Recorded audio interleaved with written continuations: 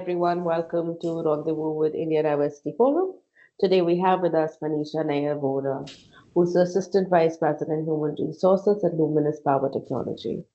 Manisha leads all the commercial functions at HR at Luminous. I'm going to request Manisha to introduce herself to our audience. Manisha, over to you. Thanks, Disha. And just to introduce myself, I've spent time in various industries, including telecom, education, and also logistics. As part of Energy Solution and as part of Luminous, we are very keen on creating an environment about inclusion of diversity, where we are really focusing about how we look at equality, openness, and belonging. And really glad to be part of this forum. Thanks, Disha. Back to you, please. Thank you, Manisha. Thank you for that. What does inclusive leadership mean to you? And why do you think it's critical in today's corporate environment? I think for me, inclusive leadership is all about having the humility to understand the differences. So all of us like people who are like us, but to say if someone is different from you, how do you really value that? And once you value it, you make people feel comfortable about it. So if there's a team which is diverse, how do you really make everyone feel safe in that space, as we call psychologically safe place to work in? Because once that happens, everyone feels part of the team, and they feel comfortable to express their views, okay for decision making. And for me, that's true leadership, when everyone brings in their best, are most engaged, most productive, and feel included in real sense. And Disha, you also asked why is it critical now? It's always been critical. How people feel when they come to work doesn't go away. It doesn't become any less important. The way you feel, and there's, I think it's by Bill Markle, which there's a saying which is about how you're feeling on a Sunday evening or a Monday morning in your stomach is really what the organization is working towards making that culture. So an important element of that culture is inclusion. So unless you've got it right, you'll have people who are disgruntled, you'll have people who are not productive. Uh, uh, and I truly feel the moment you have an organization where the leadership is including everyone, that really leads to a successful and organization which is truly creating that space of belonging for its individuals. It's more important now, also because the demographics are changing. That's another element where you have more millennials and also generation Gen X coming in, millennials and Gen X coming in, and also where there's a lot of movement of workforce which is happening. So the moment you want the best talent to be part of the organization, you have to look at inclusion.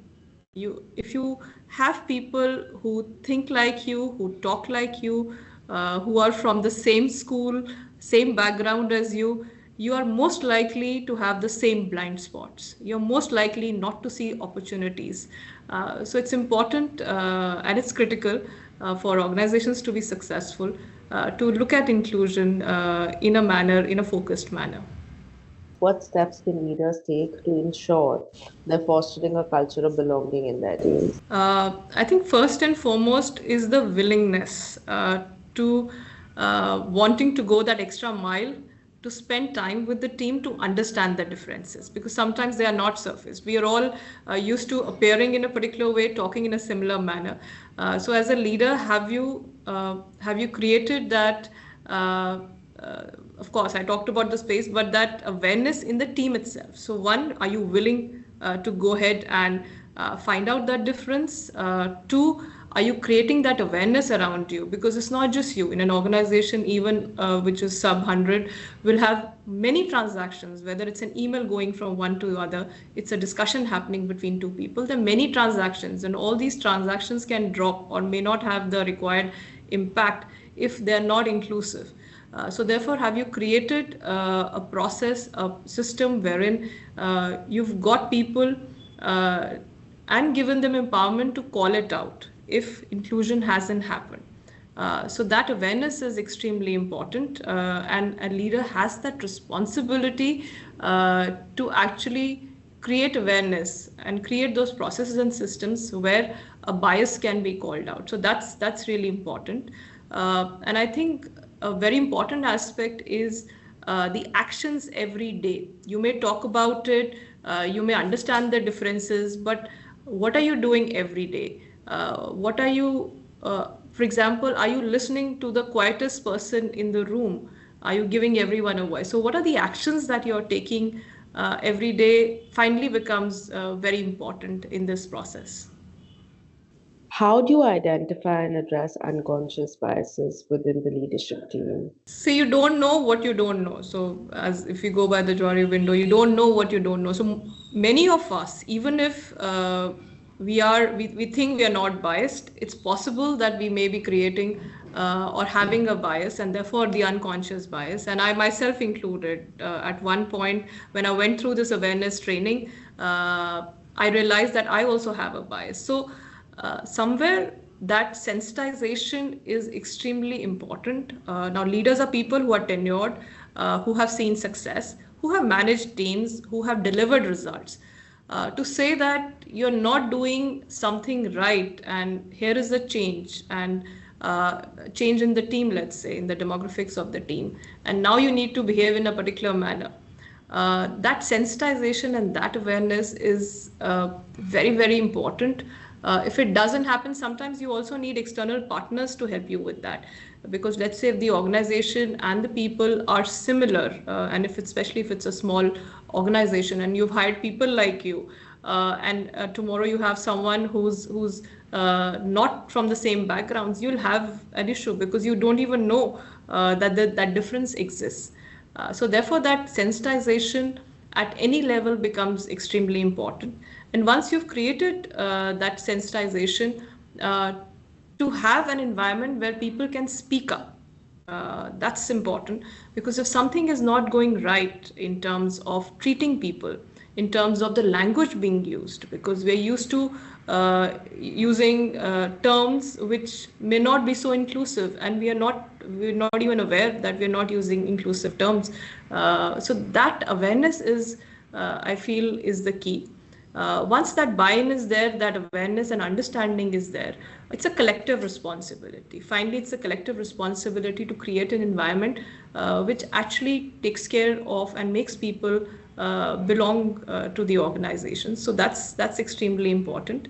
And what I earlier said, that we must have empowerment within teams, and this is what leaders can do finally, to tell them, as we call it, reverse mentoring. So you could have people telling you that this is, and that cannot happen unless you empower them to speak up. So that openness, that empowerment is extremely important, where people say, perhaps this is the change that we want to see. So that's important, I feel. How do you measure the success of inclusion initiatives at the leadership level? I think here organizations become stronger, is really the key aspect. Happier people lead to happier organizations. So that's something that happens when people are empowered. They feel part of the organization. They become, they want to contribute. And which is all about engaged employees. They want to contribute. They want to give in their best because they feel a part of the organization themselves. You can't. We all talk about performance and ownership. Ownership cannot happen if you don't feel belonging to a person. The entire space, the entire place that you are in an organization. So that belonging creates results for the organization. That belonging is, and these are qualitative things. Of course, on quantitative things, whether it's engagement score, it's performance, whether we talk about the retention rates, and also how people are, of course, the platforms where people are speaking about the organization. So all that is real when people score you on platforms about your organization. So all that is an output which is very, very tangible when we talk about inclusion. how can leaders balance the need for the inclusion with organizational performance and productivity goals? So that's a very interesting one because the real test is the organization finally seeing the result, or for that matter, is inclusion really sustainable? Uh, and that test happens every single time. Every time there's an intervention, is it really bearing the results? And I'll say something about, I talked about productivity, but also about innovation. I feel you can keep replicating what is happening in the organization, but unless you get diverse views, uh, you will not be able to produce solutions which are range of solutions, or something which is innovative, because you haven't got different views inside the organization. So in a true sense, inclusion happens when everyone is expressing those views and you've really created a solution which is taking care of everything. So success, I feel, is truly dependent on people feeling and expressing themselves, and you picking up those ideas to create solutions. And that doesn't happen where organizations are not going on this path. Uh, I also think that a team really wins, and in fact, we all know that any team wins if all the players play in it. If all the players play in it and they play 100% or more than 100%, and that'll happen when they feel part of the organization. So any day, productivity, your entire performance in the organization is based on your people. And if people do not feel part of the organization or feel included, they don't perform. And for that reason, it is tightly knit, and it's for want of better this thing. It's better to say that you cannot exist unless you've made your people feel included in the organization.